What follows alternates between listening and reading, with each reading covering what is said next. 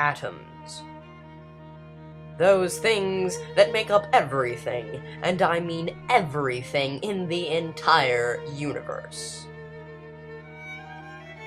Atoms are so ridiculously important that I feel the need to impress upon you the sheer magnitude of how important they are with this scary music and dramatic voice.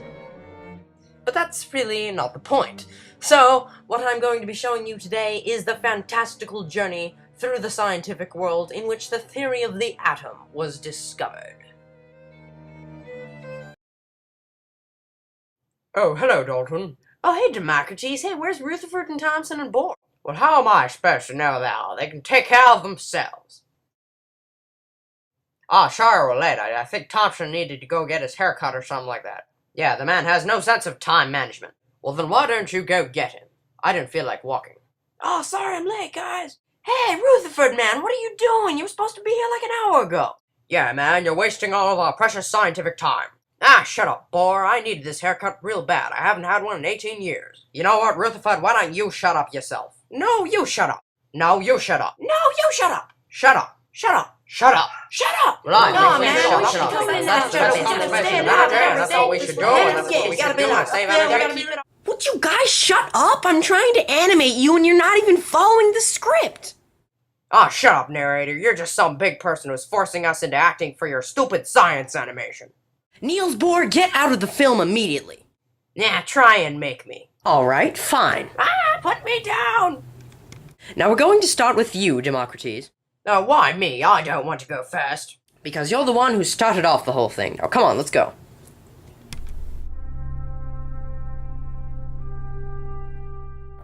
In 460 BC, a philosopher by the name of Democritus placed various materials inside of a mortar and pestle.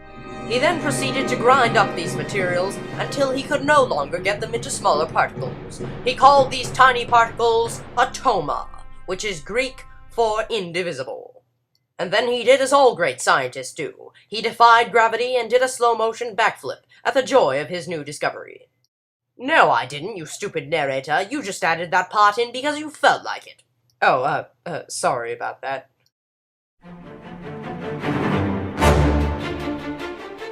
In 1808 AD, a professor named John Dalton presented his class with an unusual theory. Guys, you gotta hear this. I just thought of this theory. It's so cool. Atoms, all matter, is composed of tiny spheres that bounce with perfect elasticity. That's my theory. Isn't it awesome? Any questions? No questions? Alright, cool. I think I'm gonna just draw this little smiley face here. With this new statement, John Dalton had proposed the basis for all further and more advanced atomic theories later on. In 1898, a scientist by the name of John Joseph Thomson discovered a radical new truth while conducting experiments with a device called a cathode ray. Within the containment of glass, Thomson fired a wave of matter called a cathode ray, which passed through an electric field. The atoms in the cathode ray were bombarded by the electric field, and so some of the electrons were separated. Thomson, of course, took immediate notice of this, and so he called the separated particles corpuscles.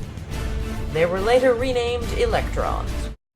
And so, satisfied with his work, Thomson did a cartwheel using his head off of the stage.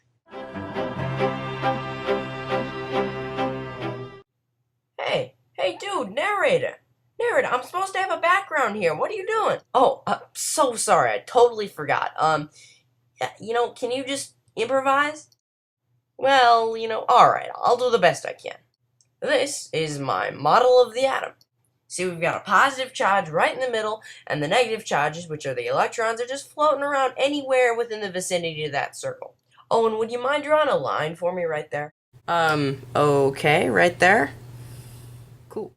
Okay, so imagine that line is a very, very thin sheet of gold. My partners and I fired helium nuclei at the sheet of gold, and only 1 in 10,000 of those nuclei hit the sheet and bounced off. This led us to create our new atomic model, as seen above.